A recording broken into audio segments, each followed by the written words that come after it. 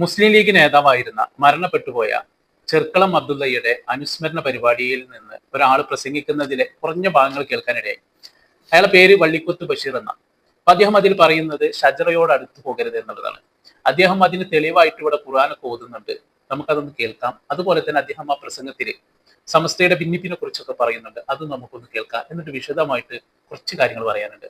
എന്നാലും ആദ്യം പറയുന്നത് നമുക്കൊന്ന് കേൾക്കാം. സമസ്തയുടെ പ്രശ്നം ഉണ്ടാകുന്നത് ചില ആളുകളൊക്കെ സമസ്തക്കാർക്ക് പറയാം സജറ എന്ന് പറയുന്ന ഒരു വിഭാഗം, അതേപോലെ സുഹാബി എന്ന് പറയുന്ന ഒരു വിഭാഗം എന്ന് പറഞ്ഞ് സോഷ്യൽ മീഡിയയിൽ വലിയ തർക്കങ്ങൾ നടത്തുകയാണ്.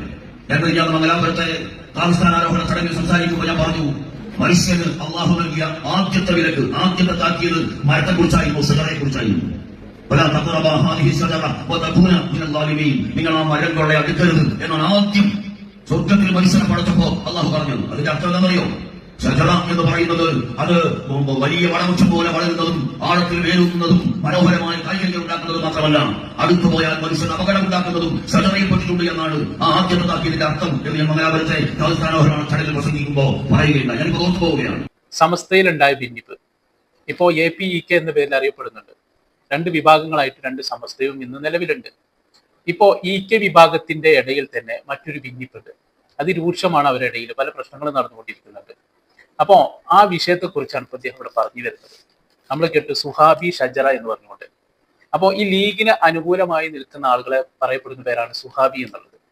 മറ്റേ വിഭാഗത്തിന് പറയുന്നതാണ് ഷജറ എന്നുള്ളത്. അപ്പോ ഇയാൾ ഇവിടെ ഈ ഷജറയോട് അടുത്തു പോകരുതെന്നായി പറയുന്നത്. അപ്പൊ ഇദ്ദേഹം ഇത് പ്രസംഗിക്കുന്നത് ലീഗ് സംഘടിപ്പിച്ച ഒരു പരിപാടിയാണ്. അപ്പൊ അതിലാണ് ഇദ്ദേഹം ഇത് പറയുന്നത്. അപ്പൊ ഇയാള് ഈ സുഹാബിയുടെ ഒരാളായിട്ടാണ് നമുക്ക് തോന്നുന്നത്. ഇയാൾ ഇവിടെ ഒരു തൊപ്പിയൊക്കെ ഇട്ടിട്ടുണ്ടല്ലോ. അപ്പൊ ഇയാൾ ഈ ഷജറയോട് അടുക്കരുത് എന്ന് ഇവിടെ ഖുർആൻ ഓതിക്കൊണ്ട് പറയാം. എന്താണ് ഖുർആനിൽ അങ്ങനെ പറയാനുള്ള കാരണം എന്ന് നമുക്കൊക്കെ വ്യക്തമായിട്ട് അറിയാം.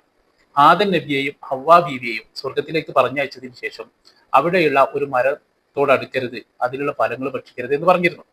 അതാണ് ഇവിടെ ഇദ്ദേഹം തെളിവിനായിട്ട് ഉദ്ധരിക്കുന്നത്. നോക്കണം നിങ്ങൾ, ഓരോരുത്തർ മറ്റുള്ളവരോട് വെറുപ്പ് വരുത്താൻ വേണ്ടിയിട്ട് ഉപയോഗിക്കുന്ന ഓരോ കാര്യങ്ങളാണിത്. ഇനി നമ്മൾ അറിയേണ്ട ചില വസ്തുതകളുണ്ട്. നമ്മളൊക്കെ സുന്നികളാണ്, സമസ്ത നമ്മുടെ ഒരു മാതൃസംഘടനയാണ്. ഇത് രണ്ടായതിൽ നമുക്കൊക്കെ വളരെ വേദന ഉണ്ട്, എല്ലാം ഉണ്ട്. പക്ഷെ ഇവിടെ ഇദ്ദേഹം പറയുന്ന ചില കാര്യങ്ങളുണ്ട്. ഇവിടെ ചിലരൊക്കെ പറഞ്ഞു വരുന്നത് എന്താണ്? മുസ്ലിം ലീഗാണ് സമസ്തക്കാർക്ക് പ്രശ്നം ഉണ്ടാക്കിയതെന്നാണ്. യഥാർത്ഥത്തിൽ എന്തായിരുന്നു സത്യം? യഥാർത്ഥത്തിലുള്ള സത്യം എന്ന് പറയുന്നത് സമുദായ ഒറ്റക്കെട്ടായി നിൽക്കേണ്ട മേഖലകളിൽ ശരിയൊരു സംരക്ഷണം പോലെ, ബാബരി മസ്ജിദ് പോലെ, അതുപോലെ നമ്മെ ബാധിക്കുന്ന അടിസ്ഥാനപരമായ പ്രശ്നങ്ങളിൽ ആ പ്രശ്നങ്ങളിൽ ഈ സമുദായം ഒറ്റക്കെട്ടായി നിൽക്കണമെന്നൊരു നിലപാടിനോടൊപ്പം ചെറുസുരം അടക്കമുള്ള സമസ്തയുടെ നേതാക്കന്മാർ നിന്നത് തെറ്റായി പോയി എന്ന് പറഞ്ഞുകൊണ്ട് സമസ്തക്കെട്ട് കലഹമുണ്ടാക്കിയ ആളുകൾ അവർ മത സമ്മേളനങ്ങൾ, മത പ്രസ്ഥാനങ്ങളുമായി രംഗത്ത് വന്നപ്പോ ഒന്നിച്ചു നിൽക്കണമെന്ന മുസ്ലിം ലീഗിന്റെ ആഹ്വാനത്തോടൊപ്പം നിൽക്കുന്ന സമസ്തയെ ഇന്ത്യൻ യൂണിയൻ മുസ്ലിം ലീഗ് സഹായിച്ചു എന്നതാണ് അന്ന് അടിസ്ഥാനപരമായി സംഭവിച്ചത്. ഇയാൾ പറയാണ് ഈ സമസ്തക്കകത്ത് പ്രശ്നങ്ങൾ ഉണ്ടാക്കിയത് ലീഗാണെന്ന് പറയുന്നുണ്ട്. പക്ഷെ അന്ന് യാഥാർത്ഥ്യത്തിൽ സംഭവിച്ചത് എന്താണ് എന്നാണ് അദ്ദേഹം അവിടെ പറഞ്ഞത്. അദ്ദേഹം അതിൽ പറയുന്നത് സമുദായം ഒറ്റക്കെട്ടായി നിൽക്കേണ്ട മേഖലകളിൽ ആ ലീഗിന്റെ ആ ഒറ്റക്കെട്ടായി നിൽക്കണം എന്നുള്ള അവരുടെ ആ നയത്തോടൊപ്പം നിന്നത് സമസ്തയിലെ സംസുൽ അലാമ അടക്കമുള്ള പണ്ഡിതന്മാരാണ്. അപ്പോ അവരെ പിന്തുണയ്ക്കുകയും അവരെ സഹായിക്കുകയുമാണ് അടിസ്ഥാനത്തിൽ അന്ന് മുസ്ലിം ലീഗ് ചെയ്തത് എന്നാണ് പറയുന്നത്. എനിക്ക് ചോദിക്കാനുള്ളത്, അത് കാരണം എന്താണ് പിന്നെ ഇവിടെ സംഭവിച്ചത്? ഇവിടെ വളരെ ഐക്യത്തിലും ഒരുമയിലും പോയിരുന്ന സുന്നികളെ രണ്ടായി മാറുകയാണ് ചെയ്തത്. മഹലുകളിൽ പ്രശ്നം ഉണ്ടാവുകയാണ് ചെയ്തത്. സമസ്ത രണ്ടായിട്ട് മാറുന്നു. കാരണം എന്തിനു വേണ്ടിയിട്ടാണ് ആ നിലപാടെടുത്തത്? ഇവിടെ സമുദായത്തെ ഒറ്റക്കെട്ടായി നിർത്താൻ വേണ്ടിയിട്ട്. എന്നിട്ടോ ഒരു വിഭാഗത്തിനാണ് അവിടെ ലീഗ് പിന്തുണ കൊടുത്തത്. ഒരു വിഭാഗത്തെ എന്തൊക്കെ അവരെ കൊണ്ട് ചെയ്യാൻ പറ്റും അതൊക്കെ അവർ ചെയ്തു, അല്ലെ? കൊലപാതകങ്ങൾ വരെ നമ്മുടെ നാട്ടിൻപുറങ്ങളിലൊക്കെ നടന്നു. ഇതുമായിട്ട് ബന്ധപ്പെട്ട് ഒരുപാട് മേഖലകളിൽ പ്രശ്നമുണ്ടായി. മുസ്ലിം സമുദായത്തെ ഒന്നിച്ചു നിർത്താൻ വന്ന ആളുകളാണ്. എന്നിട്ട് രണ്ടായിട്ട് ഭിന്നിപ്പിച്ച് എത്രമാത്രം ഭിന്നിപ്പിക്കാൻ പറ്റുമോ അത്രമാത്രം ഒക്കെ ഭിന്നിപ്പിച്ചു. നോക്കണം നിങ്ങൾ. ഇപ്പൊ ഇവർ ചെയ്യുന്ന ഒരു കാര്യം നോക്കി നിങ്ങൾ. ഇവിടെ അദ്ദേഹം ഖുർആന്റെ ആയത്തെടുത്ത് നോക്കിക്കുക. എന്തിനു വേണ്ടിയിട്ട്? ഒപ്പം നിന്ന ആ ഷജറയിൽപ്പെട്ട ആളുകളെ മാറ്റി നിർത്തുന്നതിന് വേണ്ടിയിട്ട് ഇവിടെ ഖുർആനിലെ അധ്യായമാണ് ഇവിടെ അദ്ദേഹം എടുത്ത് ഓതിയിട്ടുള്ളത്. അപ്പോ ഒരുമിച്ച് നിൽക്കണം എന്ന് പറയുന്ന അതേ ആളുകൾ ഇവിടെ ഉണ്ടാക്കിയതും ഇപ്പം വെറുപ്പും വിദ്വേഷം തന്നെയാണ്. ഇപ്പോഴും സമാനമായിട്ടുള്ള കാര്യങ്ങൾ തന്നെയാണ് അവരുണ്ടാക്കിക്കൊണ്ടിരിക്കുന്നത്. നമ്മളിവിടെ കാണുന്നുണ്ട്.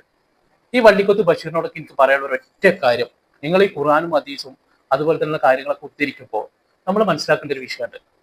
നിങ്ങൾ ആ പങ്കെടുത്ത പരിപാടി അല്ലെ, അതിന്റെ വീഡിയോ സഹിതമാണ് നമ്മളിവിടെ കാണിച്ചത്. അതിൽ തന്നെ ഞാനത് മുഴുവനായിട്ട് കാണിക്കുന്നില്ല, കുറച്ചൊക്കെ മറച്ചുകൊണ്ടാണ് കാണിക്കുന്നത്. അത് എന്താണ്? അതിലൊരുപാട് സ്ത്രീകളുണ്ട്.